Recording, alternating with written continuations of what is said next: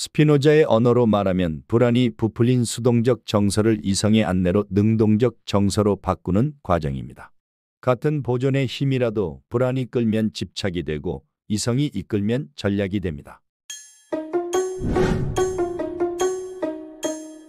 여러분은 요즘 감정의 주인으로 살고 계십니까?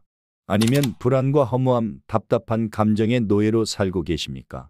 퇴직 후 찾아오는 공허함, 나이 들어 생기는 건강의 불안, 가족과 인간관계에서 오는 답답함. 우리는 이런 감정들 앞에서 어떻게 마음을 단단히 세워야 할까요? 오늘 이 영상에서는 그 해답을 17세기 철학자 스피노자의 지혜에서 찾아보겠습니다. 스피노자는 네덜란드에서 태어나 평생을 인간은 어떻게 자유롭고 행복해질 수 있는가라는 질문에 몰두했던 철학자입니다. 그는 종교적 권위와 세상의 시선에 맞서면서도 이성의 힘을 믿었고 그 사유의 결정판이 바로 윤리학입니다. 스피노자의 윤리학은 방대한 책입니다. 신은 무엇인지, 인간의 마음과 몸은 어떤 관계인지, 우리가 왜 감정에 흔들리며 살아가는지, 그리고 마지막에는 어떻게 해야 감정의 노예가 아니라 진정한 자유와 평화 속에서 감정의 주인으로 살 수 있는지까지 차근차근 다루고 있습니다. 오늘은 그 가운데에서도 마지막 5부, 지성의 힘과 인간의 자유에 담긴 가르침을 중심으로 이야기를 나눠보려 합니다. 감정의 노예가 되지 않기 위한 첫 번째는 감정을 이해해야 합니다. 스피노자는 윤리학에서 이렇게 말했습니다.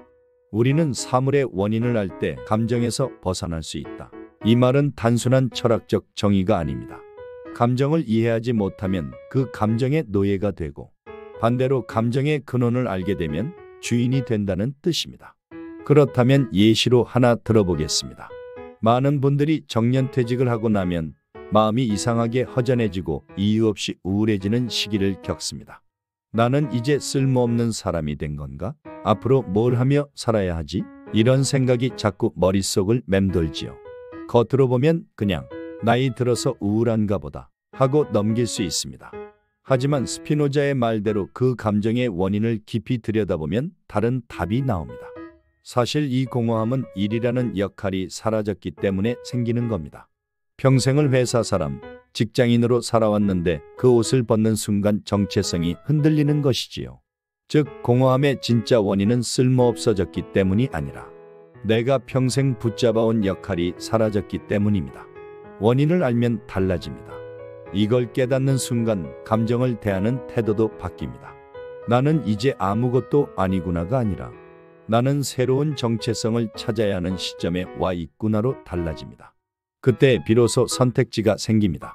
봉사활동을 할 수도 있고 취미를 본격적으로 배울 수도 있고 작은 일이라도 시작할 수도 있습니다. 감정을 그냥 참고 받아들이는 게 아니라 원인을 이해하는 순간 그 감정은 오히려 나를 다른 길로 이끄는 신호가 되는 겁니다. 스피노자가 우리에게 전하는 메시지는 이것입니다. 감정은 억누르는 게 아니라 이해해야 한다. 우리가 왜 화나는지, 왜 불안한지, 왜 공허한지 그 원인을 찾을 때 감정은 우리를 괴롭히는 주인이 아니라 우리가 길잡이로 삼을 수 있는 신호가 됩니다. 첫 번째는 여러분께 질문을 하나 드리며 마무리하겠습니다. 요즘 여러분이 가장 자주 느끼는 감정은 무엇입니까? 그 감정의 진짜 원인을 깊이 찾아본 적 있으신가요? 그 답을 찾는 순간 우리는 감정에 끌려다니는 인생에서 감정을 다스리는 인생으로 한 걸음 나아갈 수 있을 겁니다. 두 번째 원칙은 욕망을 바로 보아야 한다는 것입니다. 스피노자는 윤리학에서 이렇게 말했습니다. 인간은 스스로를 보존하려는 힘, 즉 코나투스를 따라 산다. 그 힘을 이성이 인도할 때 우리는 자유롭다.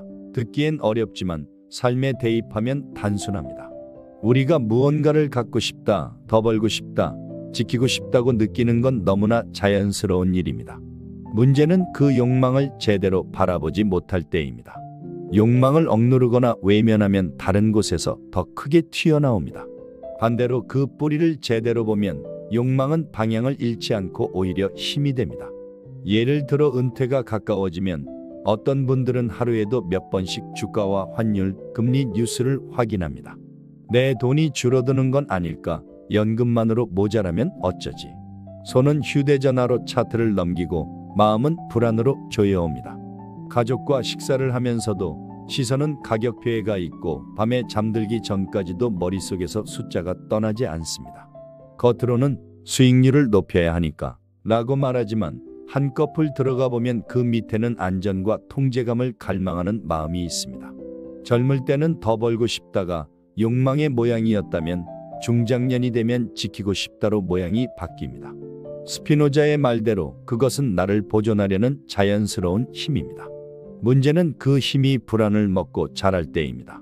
불안이 키우는 욕망은 우리를 끌고 다니고 이성이 인도하는 욕망은 우리가 이끕니다. 욕망을 제대로 보면 달라집니다. 첫째, 이름을 붙여야 합니다. 나는 높은 수익이 필요한 게 아니라 안전하다고 느끼고 싶다. 욕망의 진짜 이름을 불러야 합니다. 수익이 아니라 안도감일 때가 많습니다. 이름을 제대로 붙이면 엉뚱한 해법을 좇지 않게 됩니다. 둘째, 욕망의 기능을 확인해야 합니다. 이 욕망은 날 보호하려는 신호다. 욕망을 죄인 취급하면 싸움이 되지만 보호 본능으로 인정하면 대화가 됩니다. 그래, 내 말이 맞다. 다만 방법을 바꾸자 하고 스스로 말할 수 있는 것이지요. 셋째, 욕망의 한계를 그어주어야 합니다. 이성이 인도하는 욕망은 규칙이 있습니다. 예를 들어 건강을 지키고 싶다는 욕망이 있다면 무턱대고 약을 사 먹는 게 아니라 하루에 30분은 걸으면서 몸을 움직인다. 저녁 7시 이후엔 과식하지 않는다처럼 규칙을 정하는 겁니다. 돈에 관한 욕망도 마찬가지입니다. 뉴스 볼 때마다 불안해하지 말고 한 달에 한 번만 잔고를 확인한다. 생활비와 여윳돈을 따로 나눠둔다 같은 규칙을 두는 것이지요. 그러면 순간적인 불안이 내 결정을 끌고 가지 못합니다. 넷째, 욕망의 방향을 바꾸는 일입니다. 안전을 얻는 방법은 수익만이 아닙니다. 지출 구조를 점검하거나 생활비 3개월치 비상자금을 확보하거나처럼 지킴의 길을 넓히는 것입니다. 욕망의 목적이 안전이라면 그것을 수익률 하나에만 걸 필요가 없습니다. 방법이 넓어질수록 마음은 잔잔해집니다. 다섯째, 의미의 자리를 만들어야 합니다. 숫자에서 눈을 떼는 시간을 의미로 채우는 겁니다. 예를 들어 주 2회 봉사, 매일 30분 걷기 같은 루틴이 통제감을 회복시킵니다. 통제감은 차트에서 오지 않습니다. 내가 오늘 한 일을 내가 아는 데서 옵니다. 스피노자의 언어로 말하면 불안이 부풀린 수동적 정서를 이성의 안내로 능동적 정서로 바꾸는 과정입니다. 같은 보존의 힘이라도 불안이 끌면 집착이 되고 이성이 이끌면 전략이 됩니다. 스피노자는 욕망을 없애라고 말하지 않았습니다. 그는 말했습니다. 욕망은 인간의 본성이다. 다만 이성이 그 욕망을 안내할 때 덕과 자유에 이른다. 두 번째 문단을 마무리하며 여러분에게 드릴 질문은 이것입니다. 요즘 당신의 마음을 가장 흔드는 것은 무엇입니까? 수익률이라고 답하신다면 그 뒤에 숨어있는 진짜 이름은 무엇일까요? 안전입니까? 통제감입니까? 가족을 지키고 싶은 마음입니까? 그 이름을 정확히 부르는 순간 욕망은 적이 아니라 동료가 됩니다. 그리고 동료가 된 욕망은 당신을 끌고 가지 않습니다. 당신과 보조를 맞추어 앞으로 걸어갑니다. 오늘은 스피노자의 지혜 중 첫 번째와 두 번째, 감정을 이해하는 법과 욕망을 바로 보는 법에 대해 이야기해봤습니다. 다음 영상에서는 마지막 세 가지 지혜, 남의 평가, 현재의 시간 그리고 삶의 기쁨에 대한 이야기를 들려드리겠습니다. 구독하시어 잊지 마시고 끝까지 함께 하셔서 감정으로부터 진짜 자유를 얻고 마음이 평화로워지시길 바랍니다. 감사합니다.